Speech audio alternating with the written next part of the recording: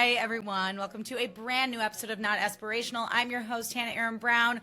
Welcome back, everyone. Happy Thursday. Okay, I first and foremost have a bone to pick with Bravo because I thought that after this week we could return to our regularly scheduled programming. That was hard to say.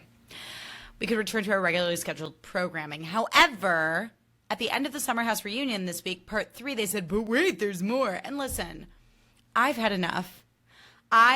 I don't want to be here anymore. I'm frightened. I miss my...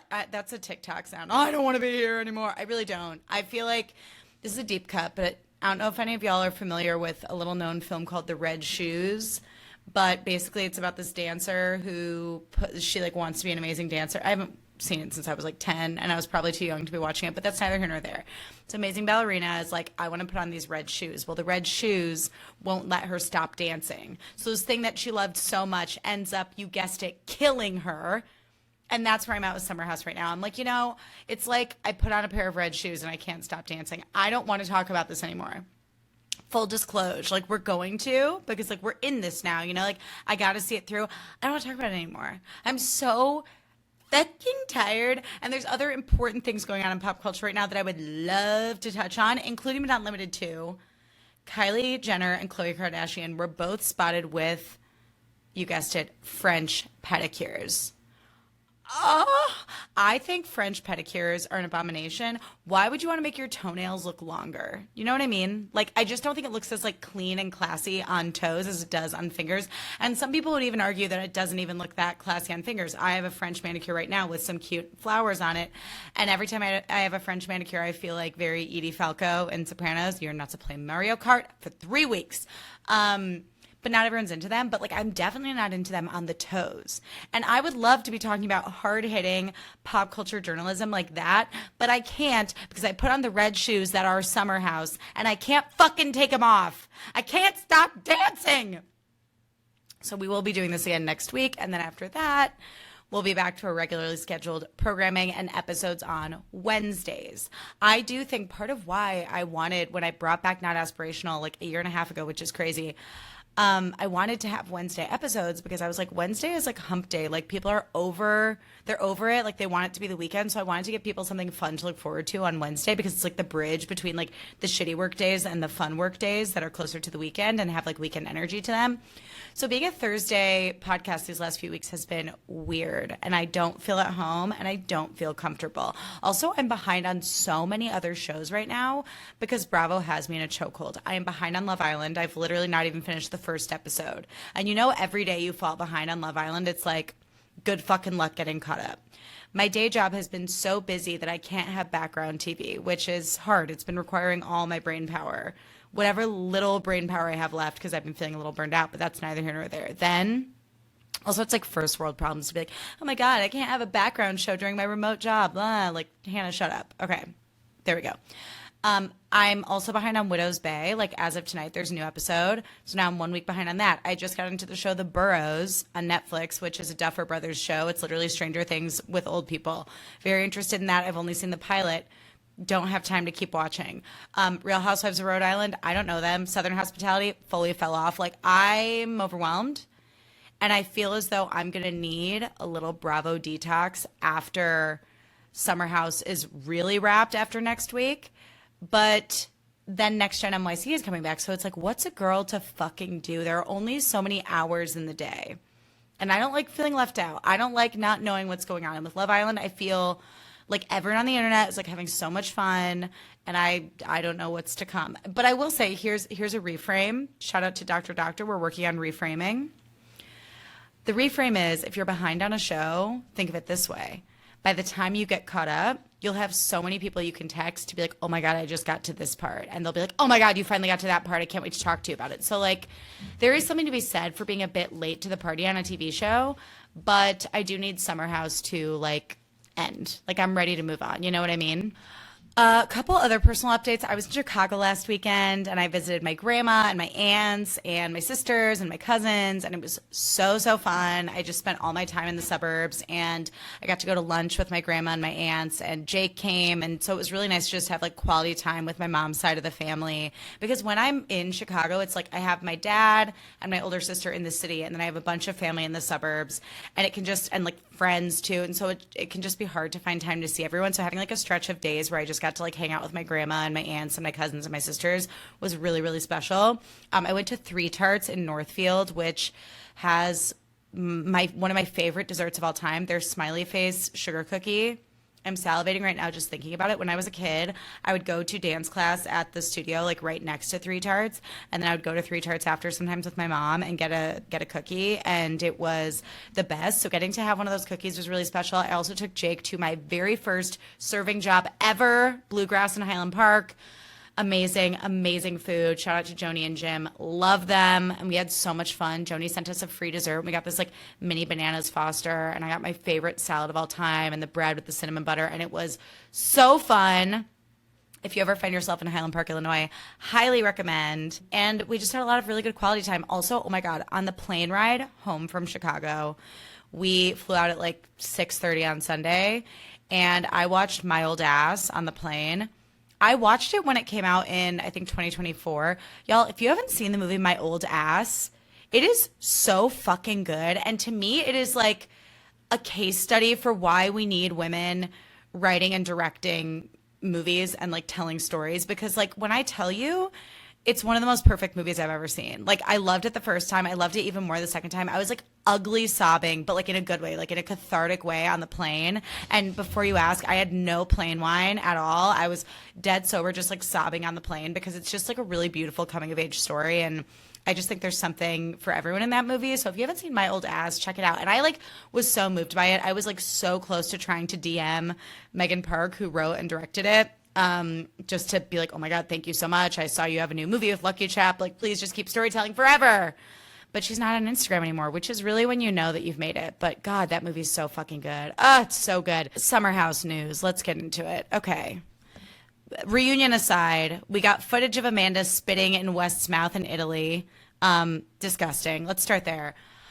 I feel like they're rage baiting us, you guys. And I also, like, I don't like to be made a fool of.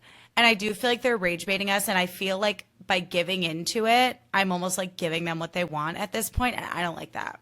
Like, I think the best way to punish them is to make them irrelevant, like, is to fully move the fuck on, because these are two deeply disturbed, mentally unwell people who thrive on chaos and drama and attention, good or bad. So like we all have to, as a collective, I know this isn't going to happen, but my wish for all of us as Bravo fans is to make them irrelevant and just move the fuck on. Don't put their names in your mouth ever again. So Amanda spit in West's mouth in public. Foul.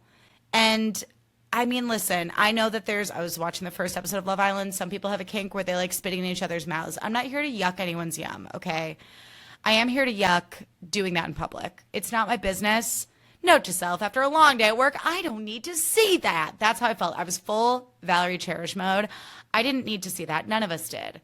Keep that shit in the bedroom. It's not our business. And it does feel like between that and then even how Amanda acted at the reunion, like around West's dick pic, like her like leaning over, it's almost like they want to flex like just how close and intimate they are. And it feels very like immature. Like it feels like a high school couple that's like, look, everyone, we're so in love. We're so intense. It's us against the world, baby. Like it's really weird. It's like, if you want to date, but like, why are you doing all this weird shit in public and making a scene? It's so exhausting and aggravating to watch. Then we saw multiple TikToks of Kyle kissing fans at his DJ shows. And honestly, it's like, first of all, I've never been attracted to Kyle Cook in my life. And I'm still not. I want to make that clear. But is it just me, or does he like look like a good kisser in those clips? And I don't know if it's just because like he's really eating up the fact that somehow miraculously his spirit guides like locked the fuck in and spun the entire narrative so no one hates him anymore and everyone hates Amanda. But like he's having fun at these DJ shows and it's kind of fun to see. And he looks like a good kisser and I'm so confused. But like I'm confused by that. But he's also allegedly dating Sally from Southern Charm. And it's like, quote, like not serious, but quote, like moving in that direction. And I really can't keep up with these people, but like, I think like whatever, Kyle, do whatever you're gonna do. Like you're like freshly like divorced. Your divorce has been a shit storm, okay? But something about that Sally, I don't trust anything about what she does, mainly because, and like, listen, I'm not like, protect Kyle's heart. He can't handle this. Like, I think there's something in it for both of them, right? Like, whatever. I think it's very easy to date other people on the network. I think they're both hot and single, like, do what you're going to do, whatever. But like, Sally was on The Bachelor, then she was on Southern Hospitality and made out with Joe Bradley for like point five seconds, pissed him off, then was on Southern Charm, made a play for like every guy on that show, and now she's like suddenly into Kyle, like as this is all happening.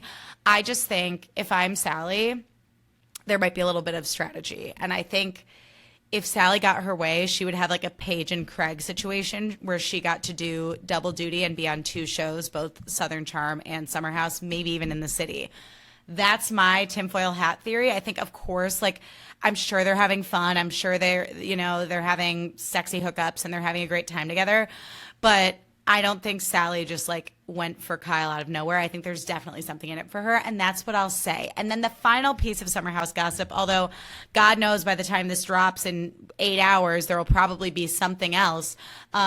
West posted his timeline of events with West and Amanda to like clear his name, clean his slate, be like, look, guys, here's what I know. Here's the facts from my POV. And Jesse is like very girly pop. You know, he's an honorary bed bug. I mean, some would say. I don't think men are allowed to be bed bugs because it immediately becomes creepy and sexual, which we saw with Jesse and Sierra like a bajillion times this season. But I think he's very girly pop and can be a little bit petty and wants to be in the mix. And I think it's very girly pop to be like, I'm posting my receipts, so everyone fuck off. Fuck off. So, yeah, I don't know where we go from here. Again, these one-on-ones, I'm, you guessed it, Scarlett Johansson, Marriage Story meme. I'm exhausted. But I guess like after next week, we'll really get to just tie a bow on it, never speak of West or Amanda ever again, and move the fuck on. And then we can have fun in Fiji together and talk about Love Island and whatever the fuck else I feel like talking about. Because you guys, when you think about it, I was literally doing the math on my fingers last night because I literally don't know how to do basic addition. And I was like, we've been talking about this since February, March, April, May, June, 4 months. We're like almost halfway through June. 4 months, you guys. 1/3 of a year we've been talking about this. We're all tired. We're all fucking tired. There's nothing left to be said. Anyway, let's get into this fucking reunion. So we open with everyone's just gone on break, and Bailey asks Amanda if she's hanging in there, and he's like, come sit with me. And she cries, going, I genuinely worry about you so much. And Amanda's like, I know, and I appreciate that. Maybe I'm naive. Maybe this will be a huge mistake, and maybe one day I'll wake up and realize it. But like, it's hard to like sit on stage and talk when no one will listen to me. And I was kind of like, Bailey, what are you doing? Like, I understand, like, okay, well, people are really going hard on Amanda at this reunion, but it's like, can you blame them? And also it's like, Bailey, what, like, stop, come sit by me. And she's like sobbing over like how worried she is about Amanda. And it's just like, that's exactly what Amanda wants, is to be this frail little victim that people feel sorry for. And I was just like, Bailey, girl, like, stop. And then Carl during the break is like, wow, Lindsay, like, just like, it's just like so incredible to like watch you do what you're doing. Like, you're just, oh, wow, you're amazing. And she's like, wow, thanks, Carl. And like walks away. And I'm just like, these two, I swear to God, they're like, it's giving like Glinda and Bach. Like, he's like, I will be in the corner all night waiting for you to dance. And she's like, cool, Bick. Like, that's literally the vibe. And I kind of love it. Next, Lindsay hides her wine behind the couch West talks about, so we resume the reunion, and he tells Andy that how like seeing Amanda happy when she was out with him and his friends was special to him. It was a treat. He says it was a treat for him to see her happy. And Andy asks if there was like a specific moment where Amanda's feelings like clicked, and she's like, no, like there was a night where like he said like, am I crazy or is there something here? And then just like all my feelings like came flooding in at once. And then they're like, so were you having an affair? And at the same time, they both go, absolutely not. And then Andy asks Mia about her theory that she mentioned on Watch What Happens Live that West and Amanda were hooking up last summer. And she's basically like, Amanda, like the night that Kyle lost his shit, you were totally fine at the dinner table when it was just us girls. But then watching it back, you like ran into West's arms and you're crying, and they show the clip of her being like, when you fucking pulled your chair up next to me, and she like cries into his arm, and he ruffles her hair and kisses her head, and he's like, you okay? Yeah. Yeah. And Mia's point is like, you were totally fine, but then you made this big show out of like how like upset you were to West, and that was weird. And then they try and cut her off, and she's like, I'm not done. Then when you went outside to go after Kyle, West, you came behind Amanda, put your arms around her, and your hand was very close to her breast. And that is also weird. And then West claims like that he never had a crush on Amanda at that time, at least. And Amanda's like, oh my God, like I would like, oh my, she immediately gets so defensive and so shrill. Like I'm sorry, I know I say this every week. I really can't handle it with her voice. Like, it's not fun. Like, I'm not having fun tonight. I'm not having fun with her voice. But she's like, I was like so like, like I was so overwhelmed with like everything going on. And like, it's like so easy to like watch this through a different lens and like see what you want to see. But that's not what was happening at all this summer. Like, I'm not a fucking cheater. I've been cheated on. I've been hurt. And then Lindsay interjects and she's like, it was an emotional affair. Everyone's like, it was an emotional affair. And Wes is like, probably, like, we, like, definitely, like, probably became closer throughout the summer. Like, Lindsay, that's fair to say. And Amanda's like, but not in a romantic way. And I'm like, ugh. And then Lindsay calls out that Amanda yelled at West at the party, quote, like, about how he should behave around Sierra. And Lindsay's like, you have to understand, it seems like you were yelling on behalf of yourself and not Sierra. And the guy was like, one thing. I got one question. And, I'm going to ask it one more time. And it's about the timeline. And after this, I'll take your word for it. And he goes on to be like, Brianna Chicken Fry told Dave Portnoy at the Super Bowl that you guys were hooking up. And Amanda mumbles, stupid fucking thing.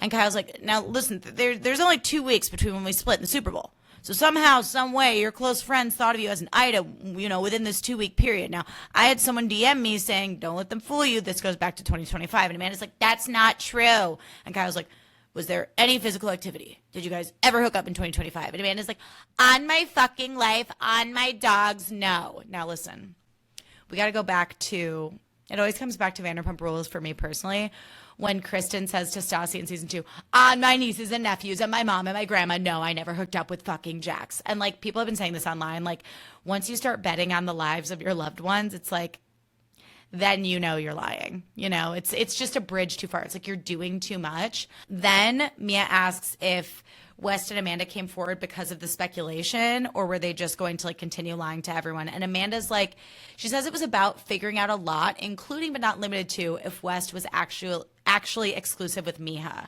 And Mia's like, so I just want to confirm this, that it had nothing to do with hurting your friendship with Sierra. It was mainly just about confirming if West was exclusive with Miha.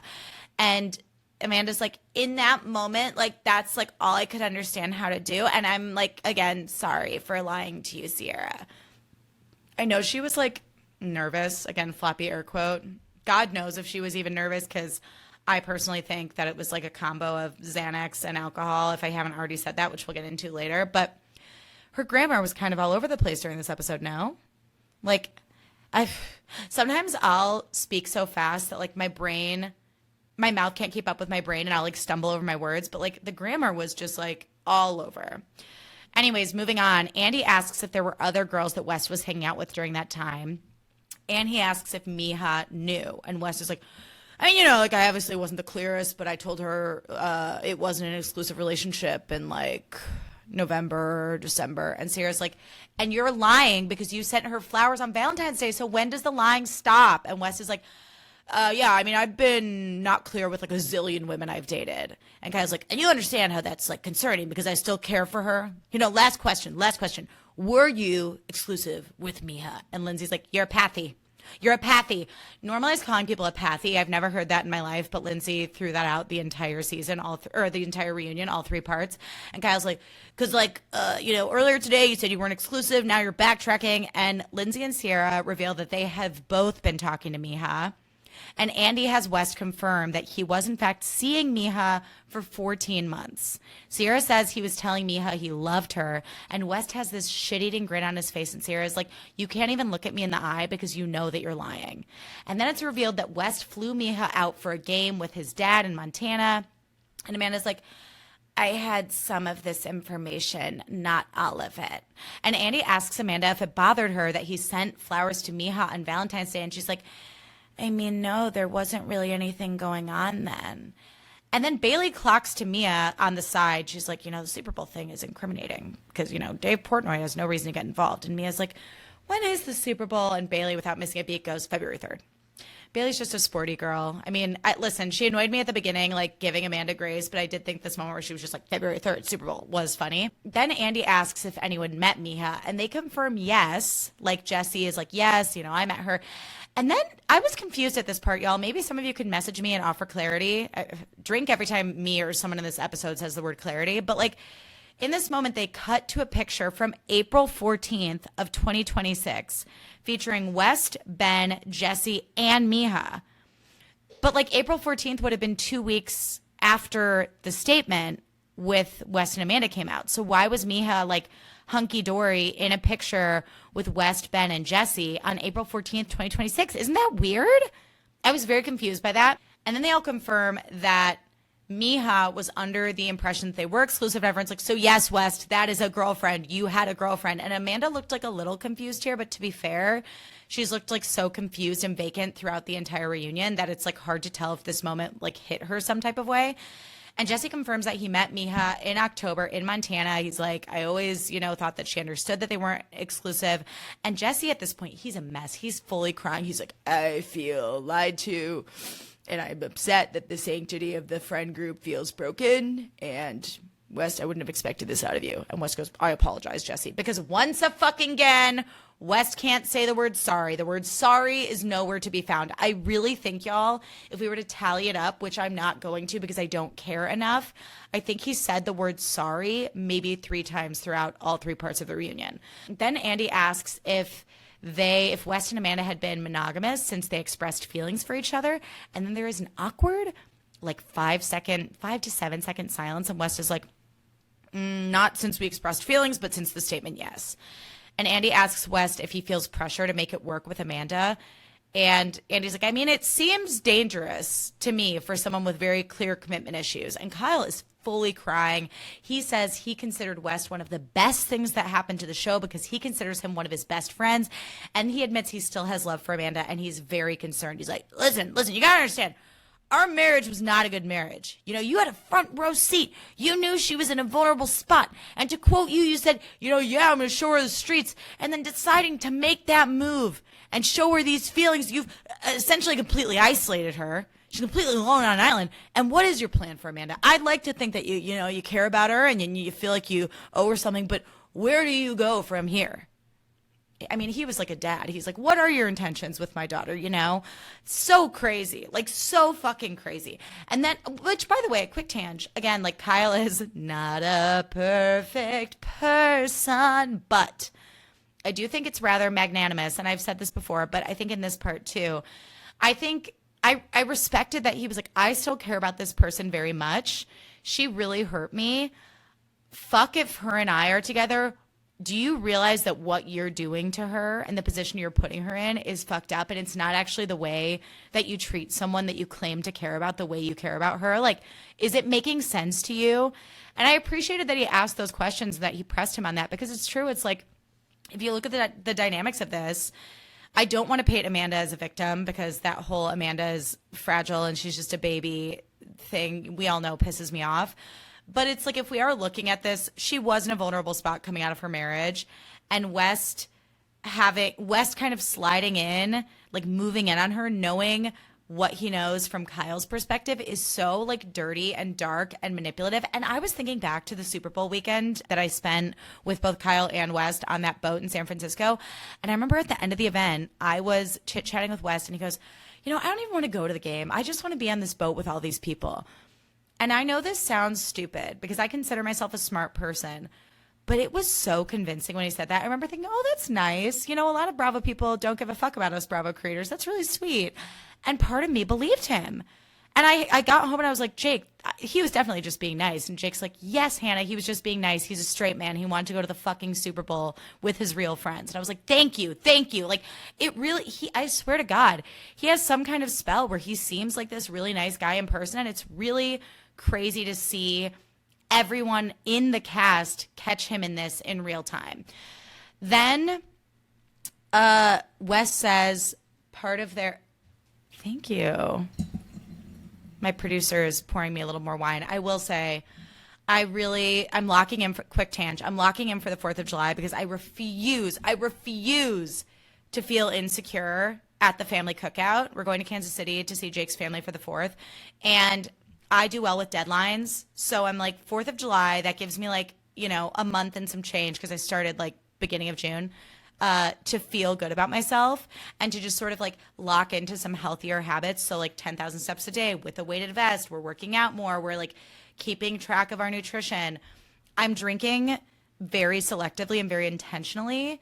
But given that I'm going to be up until like probably midnight editing this episode, I was like, I got to give myself a little reward. I got to give myself a little something. So I am sipping on a gorgeous glass of Cabernet while I record this. All that said, never underestimate the power of just locking out on your nutrition. I hate to be annoying, but like I'm feeling so good and it really doesn't take that long to just, it's not even about how you look, it's about how you feel. And so I'm just excited to develop these healthy habits over the next month. And then by the time I get to the cookout, I'm going to feel fucking great. And then I have a vacation with my friends in Lake Geneva after that. And I'm going to be like, let's fucking go. Let's get our steps. Let's have fun within reason. You know what I mean? Anyways, Wes says part of their conversations, in response to Kyle saying, where do you go from here? Wes says part of their conversations were weighing how much he and Amanda could fuck up friendships, and he wishes he could have spoken to Kyle before shit hit the fan. And Kyle's like, I was texting you, early February about our sex life or lack thereof, not knowing you were in Miami on a dinner date with her. Do you understand what a fool I feel? And Wes is like, totally. And, that wasn't a romantic thing at the time. And Jesse's like, why wasn't I invited then? And Wes is like, we had dinner plans the next night, but I should have invited you. I apologize. And Jesse's like, it looks bad. And Kyle's like, I care about Amanda's family and what they're going to think when they see this. And Lindsay's like, is there anything you can say to make us feel better about this? And West is like, I had to make sure that I was serious and that this had legs. And he's just like, I 100% hear you, Kyle. Like this got like so out of my control. And like, I will forever regret like not speaking to you before this happened. And Andy's like, it was in your control the whole time. And I appreciated that Andy pushed back on these two, that he was like, well, hold on. It was in your control actually, because some people think that Andy could have gone harder on them, but I think he struck a good balance of making them feel, quote, safe enough to have the opportunity to be honest. Because we have to remember that as a host, your job is to mediate all the energies and responses going on at once. So I think if he were to go too hard on them, like, why would they stay? Would they answer anything? Like, he had to kind of diffuse the situation and leave space for the rest of the cast to be outraged with them. But I think he struck a really good balance of pushing back and not letting them off the hook too easily. And then Sierra's like, I feel like you guys were bragging about it for months on end, and that's the most disrespectful to everyone. And they talk about how Amanda posted a meme of like two fingers, like with barely any space between them, being like, how much I care. And then all the weird songs she posted to her carousels, including the song Crushing by Somber and Be My Boyfriend by Olivia Dean. And they're like, it was all weird, Amanda. Like, it felt very calculated. And Amanda's like, oh my God, I don't think that much about it. I just go to like, oh my God, like suggestive for you. Like, I pick a fucking song. And Kyle's like, you posted a 20 carousel post of you and West and then ended it with, this is how much I care. And Amanda's like, literally, they're not related. You don't have to believe me. And Lindsay's like, what about the invisible ink text? Because there was a picture in a carousel where it's just a bunch of invisible ink texts, like sending them back and forth. And Amanda's like, a lot of my friends do that. We all have it on their phones. And Lindsay's like, Wes does it all the time. And like, it was clearly a text between her and Wes. But of course, Amanda denies it. And then Andy asks if Sierra was Amanda's real friend or a show friend. And Amanda said it was real. And then he asks what it was like watching back Sierra throughout the season, being such a good friend to her. And then Amanda reveals that she didn't fucking watch Electric Chair. She's a witch. Burn her to the ground. I mean, really, like, there should be something in their contracts about, like, you have to watch this season. Never forget the season of either Vanderpump Rules or The Valley, where Jax was just a fucking nightmare, a shock to no one the entire season. Then was like, yeah, I haven't watched. It's like, you guys, if you're going to show up to this reunion and everyone's talking about the same story that we all as the audience have been told, you have to clock the fuck in and work. Get your ass up and work. Feels like nobody wants to work these days. And then Amanda's like, the way the internet was coming at me was like so intense. And I just like, I'll watch after the reunion. And Sarah's like, well, I feel like it's too late. And Kyle's like, I was up until 3 a.m. watching it. And Sarah's like, it just makes it seem like you don't care. And Amanda's like, people were dragging me so badly that I had to stop watching. Because I could pinpoint the moments that I knew people were going to be upset by. And then Andy is like, it's a friend betrayal, and I think that's what everyone's stuck on. And Amanda's like, this has been a very confusing and crazy time, and there's been a lot of feelings that I've sorted through. I developed feelings. Have you guys noticed that? She goes, it's like in the back of her throat. I developed feelings for someone that I wasn't supposed to in a way that I wasn't expecting to. And it has, again, there were times where I lost sleep. I didn't eat, thinking about what this was going to do to our friendship. Even the fact that these feelings existed. I fucked up, and I'm deeply sorry for betraying your trust. And it kills me to know I caused you this pain, Sierra. And Sierra's like, no, it doesn't, Amanda. The amount of times that Amanda said I in that floppy air quote apology, and then she had to go on about how she couldn't eat and she couldn't sleep and it was just eating her alive. Bitch, you posted a cryptic picture of your dog being like, if you see me out and about today, it's not because I don't care. And then you were spotted at the bars in West Village getting fucked up with West and his friends. Like, you were fine. You're fine. You were fine then. You're fine now. Like, enough. Maybe you weren't eating or sleeping. I don't think that has fucking anything to do with Sierra. I think it has to do with the fact that your career is a big old question mark now. Whatever career you had, which fell into your lap because you don't actually have the charisma to be a TV personality, which Kyle has said like many times, like he's basically said she was boring, which she is. I think the not eating, the not sleeping was about career. I think it was about what the internet thinks of her, like what people at large think of her. I think it had nothing to do with Sierra and the pain that she inflicted on Sierra. I really don't.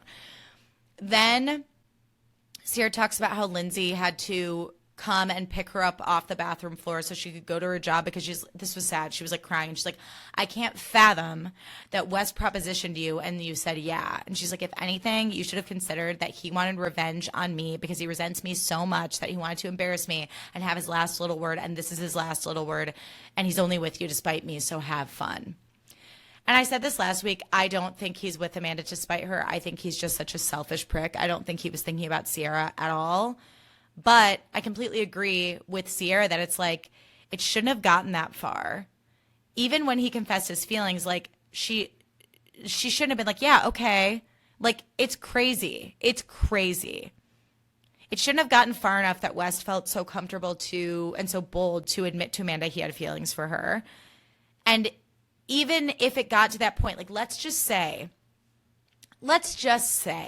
in an alternate universe, Amanda fully had friend zoned West, and it was like, you know, Some Kind of Wonderful, Watts, and who's the guy in Some Kind of Wonderful?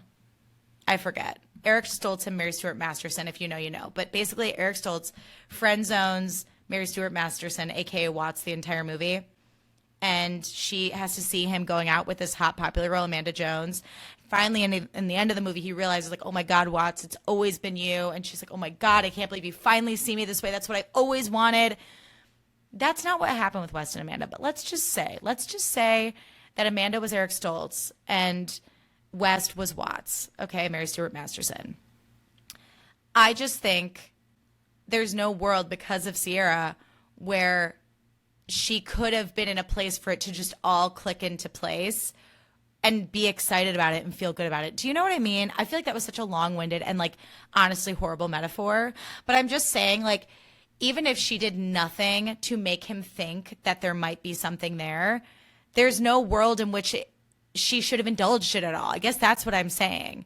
But obviously he felt something coming from her because he's like, am I crazy or is there like something here? And it's like, I was just on Bitches Better with friend of the pod, Raven and Zell Brooks from Who Asked Me. And we were all like, this is not a rom-com. Like, stop this. Enough. So then Andy asks everyone which episode was the hardest to watch. And Sierra said it was the last episode. And she clocks that like beautifully sad scene where she's saying goodbye to Amanda and like hyping her up, fully crying, being like, you're beautiful and your opinions matter. And Amanda's just sitting there slowly blinking. And Sierra says even now she doesn't regret it. Jessie continues to sob. Sierra talks about how because of the family she was raised in, she understands the value of like as a woman being independent and having financial freedom, and that like those things are worth something, and that it like made her sad to see how bad Amanda felt about herself and like how worthless she felt. And Amanda's like, yeah, I appreciate how Sierra has been there for me throughout the years. And she's like, I know I have fucked up in an incredible friendship, and that's something I'll have to live with for the rest of my life. No matter what happens in this situation, I will walk away from this set today and be doing a lot of thinking and a lot of reflecting and maybe spending a lot of time just thinking about me, and that's what's important to me. But I cannot say sorry more to you, Sierra, like until I'm blue in the face. Like truly, you do not deserve a friend like me. Like I don't deserve a friend like you. Again, I, me. I'm going to leave this reunion and think about me. I'm going to think about me. It's like, yeah, Amanda, we know you think a lot about yourself. You've been doing that this whole time.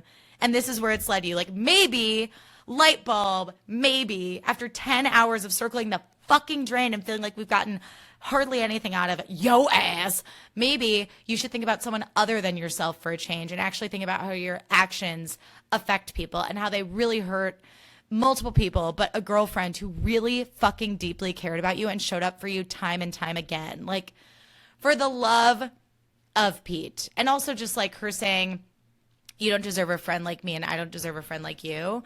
Confidence in the fucking trash can. I think a truly confident, dropped in, self-respecting woman, I think one of the things that we should be the most proud of within ourselves as women is how we show up in friendships with other women. How do you make other women feel? Do you make them feel safe? Do you make them feel heard? Do you make them feel seen? And to see Sierra doing that with Amanda over and over, and to see Amanda being physically incapable of doing that for Sierra, not only that, but then going so far as to do something like very, very hurtful and sneaky to her, it's just so sad. It's so sad how a woman with this much privilege could be this insanely insecure. Seek help. Moving on, Lindsay asks Amanda how, knowing that this was going to fuck up Sierra, like how she was just willing to say like, fuck it, I'm going to go through with it anyway. And Amanda's like, I wasn't fully thinking it through. And Jesse is sobbing. He's like, I'm someone whose best friend hooked up with his ex, and like a lot of emotions are coming up. So it's revealed that something very similar happened to Jesse Solomon last summer, where like his friend hooked up with his ex, like his friend hooked up with Jesse's ex and then lied about it for months. So he feels like triggered by all this. And he also feels like he's losing a brother in West. And he's like, you know, I had hoped that you could prove us all wrong, but it doesn't look good. And Andy's like, what's your reaction to that, West? And West is like, I mean, I fucking hate it. And it's like really devastating. And Andy's like, I mean, I gotta ask, like, are you guys on like beta blockers? Because everyone's so upset and you're just like so calm. And Sarah's like, or you're just a sociopath. And West is like, no, yeah, I'm just like trying to stay composed, but like, yeah, like this matters to me. And, you know, I apologize if I don't read emotional enough, but like this is my friend. And if I was sitting where Carl is, I would wrap my arms around him. I don't know if that's wanted. And Jesse's kind of just like, okay. He's like, sure, Jan. Andy asks Amanda if it was worth it. And she's like, that's just like an impossible question to answer in this moment because like I wish I could have both. And Andy point blank, first of all, sorry, we shouldn't just move past that so quickly. You blew up your whole life, career, friendship, your relationship with your ex-husband, at least partially, which was otherwise pretty amicable up until now. And he's like, is it worth it? And she's like, I don't know. I don't know. Like, you would hope, if you felt as strongly as you did, that the answer would be a resounding yes. Like, yes, I believe that this is my soulmate. I believe this is my person for life. I love him so much that there was no world in which I couldn't explore this, and I'm really sorry. But she's like, I just don't know. I just don't know. And then Andy point blank asks if they're in love. And Wes is like, well, we're not using the word love right now. And Amanda's like, it's so early, so early. And Wes is like, I'm very committed to this relationship. And Andy's like, do you think you could be falling in love? And Amanda's like, I mean, those are conversations we've had. And Mia starts laughing. And Amanda's like, you can laugh at me all you want. And they're all like, okay, wait, so you're like having a conversation about saying it? And Amanda's like, no, we're having conversations about the seriousness of his feelings. And it's like, giving Donald Trump, like, I have concepts of a plan. It's like, what? Like, do you love each other or not? And then they say they're exclusive, and Carl's like, and you still want to be with him after all this shit, Amanda. You've seen this behavior. He's hooking up with 4 different girls, and your former best friend. That's fucking crazy. And Amanda's like, okay, I hear you. And then Andy asks West if he thinks he's able to give Amanda what she needs in a partner. And he's like, I'm, committed to making the effort to do so. And, if we could just get back to what our early days were like, those were very, very special days. And everyone is like, are you fucking kidding me? Everyone's like, your very early days 6 weeks ago? You mean like the honeymoon phase? You mean when you were sneaking around and you were infatuated with each other? Like, what? And Amanda's like, no, like when it hasn't been like dealing with like the fallout and the turmoil. And Wes is like, but, I care a lot about my friendships and the people in this room. And Lindsay's like, lie, that's a lie. That's a lie. And Andy's like, hold on. And Wes's like, he says that he's hoping that some of the friendships will remend themselves, but he's not sure, but that's his priority. And they're so stupid. I mean, all of their answers are just like, word salad, marble mouthed, whatever. Like, it feels like not even ChatGPT. Like, it feels like an early version of ChatGPT where it's like, talk like a human if they feel sorry. And it's just like gobbledygook of like, quote, floppy or quote, remorseful words. But like, they're just saying iterations of the same thing without saying anything at all. And I think that's why this is all so frustrating. And that's also why, like, I don't really want to do another week of this because I don't think we're going to get anywhere new.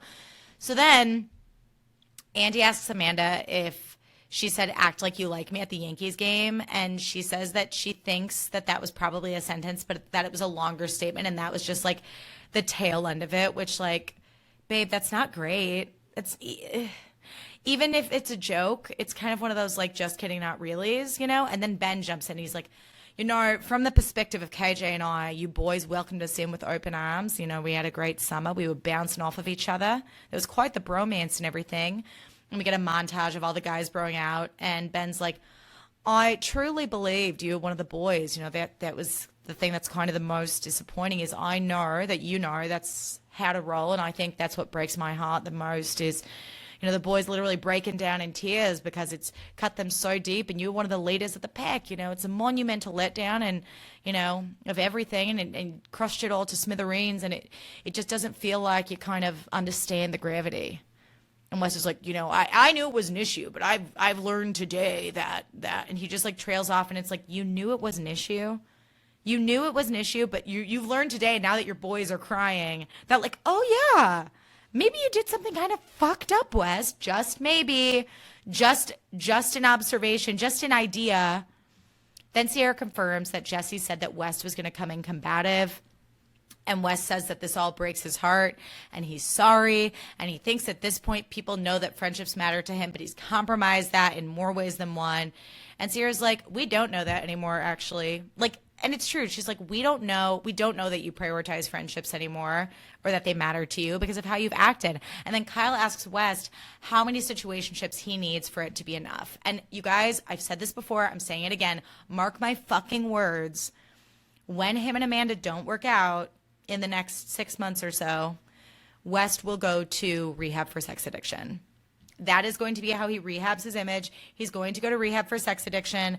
Everyone's going to feel bad for him. They're going to tie in the whole leaked dick pics. They're going to tie in, oh my God.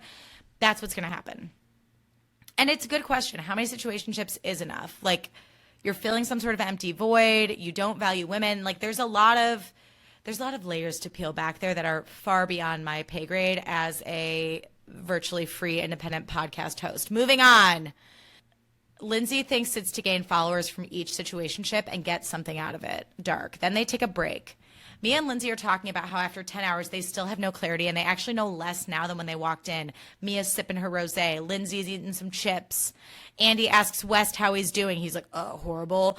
Kyle then tells West he's still trying to figure out how much he cares, and Sierra's like, he doesn't, and walks off stage. Amanda walks on stage, and she just immediately hugs Kyle, and they cry, and it annoyed me so much because she knows that she can still pull one over on Kyle. She knows that she has Kyle wrapped around her fucking finger, and to give him a hug when she knows that everyone on that stage is mad at her, it felt manipulative to me. Like, I don't think it came from a place of like wanting Kyle to be okay. I think it was coming from a place of like I need comfort from someone, anyone, and I need to know that we're okay because you're maybe the one like semi-ally that I have left on this stage apart from West. And I will say this was the closest we saw Amanda to crying, but I don't know what to believe anymore. So then Lindsay, or Kyle is like, he's crying, and Amanda's like, we'll talk tomorrow, and Kyle's crying to her, and he's like, I hate that our 10-year relationship gets talked about like it was all bad. And Amanda goes, I know, I'm sorry. And then she goes to sit down. Lindsay comes back on stage with Rosé, and she's like, Andy, I haven't like learned anything. And he's like, what are you talking about? And she's like, I just feel like there's like not a lot of clarity. And Andy's like, really? And she's like, yeah. She's like, why did it take today to like think through any of this? She like gestures to West and Amanda. She's like, I don't get it. I'm just so confused how such a big decision that's so high risk, and you guys are saying you weighed all these options before making this decision, but you didn't. Because look at it. Look at these guys are all a mess. And if you weighed all these decisions, then surely you must have thought how this would affect more than just the four of you. And I'm looking at you, Wes, because you're the manipulator here. And you just like are not thinking through in a bigger picture way, bird's eye view, like this affects the future of our friends group. It affects livelihoods, careers. And today is the day that you just thought about that? It's very short-sighted for a fucking hookup, for a fling. This entire day has been overshadowed. You guys came to the table. Well, we have a lot to think about after today. And Amanda's like, yeah, I have a lot to think about. And Andy's like, okay, enough. We have a hard out at 7:30. First of all, I think I need to use that Lindsay Hubbard monologue for, I don't know, my next theater audition. Maybe the next casting director showcase I sign up for, because I mean, she is a wordsmith. She's a poet. Andy, I don't have any clarity. Like, God, I love her. That is my drunk aunt. I fucking love her. Then Andy asks Kyle what moving forward looks like. And he's like, I don't know where we go from here. And then we move on to Sierra. And Andy's like, was this cathartic for you, being able to get it all out today? And does it feel like you can move forward with your life and leave this behind? And she says in some ways it was nice to be able to move on with her life. And then they celebrate how Sierra helped raise $160,000 for Girl Scout Troop 6000, and they celebrate with Girl Scout cookies. And then Amanda says to West, don't eat it yet, we're cheersing. And I'm like, the little like comments between the two of them, they are on such an island by themselves, and they're so concerned. Again, like, this is what's weird, is like they're so concerned with appearances. It's like, Amanda, you really think like whether or not he eats the cookie now before everyone cheerses or after is gonna like be the thing that makes us judge him? It's like, babe, that ship has sailed, and now it's just the two of them. It's just like two dollops of mayonnaise just saying exactly back and forth. Like, I really don't understand. Like, for the love of God, eat the cookie or don't, Amanda. Like, we really have an issue with both of you either way. And then Andy commends all the newbies at the end. But what makes me sad that we're not talking about enough is that Dara got to stay pretty much like for 2/3 of the reunion, and Levi stayed on for 15 seconds of the reunion. And Andy's like, I really commend all you newbies. You were so great. Thank you for your vulnerability, da da da da. And I like if I were Levi watching that, I really think I would cry. I think I'd be like, wow, Andy hates me and or just thinks that I'm irrelevant. And like that sucks. And Dara got to be there the entire time. But that was the reunion. And then next week we get a bonus episode. We have Amanda and Lindsay having a one-on-one. Amanda's crying and she's like, I feel stupid. And Lindsay's like, you should feel stupid. And then Kyle and West have a one-on-one and Kyle asks him if he loves Amanda and West says he has for a very long time. And then we have Miha and Sierra. And after the reunion, I guess West texted Miha saying, you win. And they're like, he waited way too long to bring us together. And that was the end. And next week we'll just see what happens in those one-on-ones. I have low expectations. Okay, I'm conflicted. On one hand, I'm like, thank you, Bravo, for squeezing every last drop out of this reunion. Thank you for picking up cameras, spitting 3 times. We appreciate you for that. And then the other side of me is Scarlett Johansson, Marriage Story meme. We're not dealing with honest, truthful people. So what are we going to get out of this final part that is going to make this feel like there's any sort of resolution? Because also we know they're in Rome together right now. So even though they're teasing it to make it look like Amanda's upset with Wes and she doesn't fully trust him and this and that, we know they're still together. So it's kind of like, okay, like whatever. So that was the reunion part 3, y'all. Thank you so much for listening. We're going to round things out with Grow Up and Hannah's Hot Girl Corner. So starting with Hannah's Hot Girl Corner, Naomi Scott came out with an album at the end of March that I'm just now discovering, and I absolutely love it. It's called Fig, or F-I-G. If you don't know who Naomi Scott is, she played Jasmine in the live-action version of Aladdin, and she also was in Smile 2. She's super gorgeous, very talented, and this album is just feels very like early 2000s R&B, and I actually discovered it because I believe it was The Cut just posted something about it on Instagram and covered her. And so I listened to it and I was like, this is awesome. It's like perfect, like making pancakes on a Saturday morning or like going on a road trip. Like it makes me feel like I'm in my mom's car in the 90s or early 2000s. And I just absolutely love it. I think it's a perfect hot girl album for this beautiful summer, early summer weather we're all having. Now to get into Grow Up. Grow Up. Yelling at someone out your car window and driving away. This happened to me. Y'all will be shocked.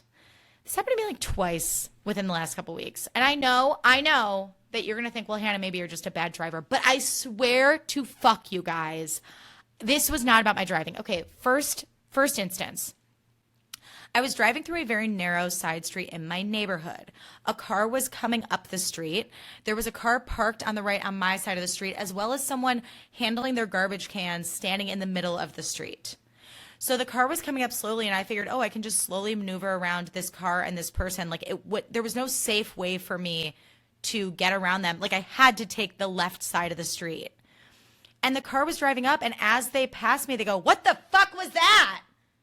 And I was like, what? And it made me so mad because I'm like, you're going to cuss me out your car window and then drive away like a little pussy ass bitch. Why don't you pull over your fucking car and roll down your window and then let me roll down my window and fucking respond to you and say, what'd you want me to do, you dumb bitch? There was no fucking room for me to drive by and I didn't want to run over a person with their garbage cans. Is that okay with you? Ugh. It just was like weak sauce. Like, I think it's really weak sauce to yell at someone and then flee. Like, if you're going to yell at me, if you're going to say something shitty to me, like, give me the opportunity to say something shitty to you back. It's only fair. Otherwise, you're a fucking titty bitch loser. Grow up. It really, really bothered me. It made me, like, irrationally upset. Okay, then, mere days later, driving down another narrow side street in my neighborhood. I'm driving slowly. Nothing even happens at this point. And this guy drives by me, waving his fist out his window at me, yelling at me. And I called Jake being like, what is happening? Why is everyone mad at me in my car? I swear, I know I seem like I could be someone who's a space cadet behind the wheel. I was driving like 5 miles down slow side streets, like in my neighborhood. Like I wasn't cutting anyone off. I wasn't doing anything weird. I don't know what the fucking problem is. But I was just like, guys, grow up. And I am not anti-road rage. I want to make that abundantly clear. I love me some road rage. Sometimes you just need to let it out in the safety of your car. But if you're going to curse someone out, be ready to let them curse you out back. It's only fucking fair. So grow the fuck up. And if you can't, don't grab the horns. If you can't handle the bull, can't handle the heat, get out the kitchen. That's better.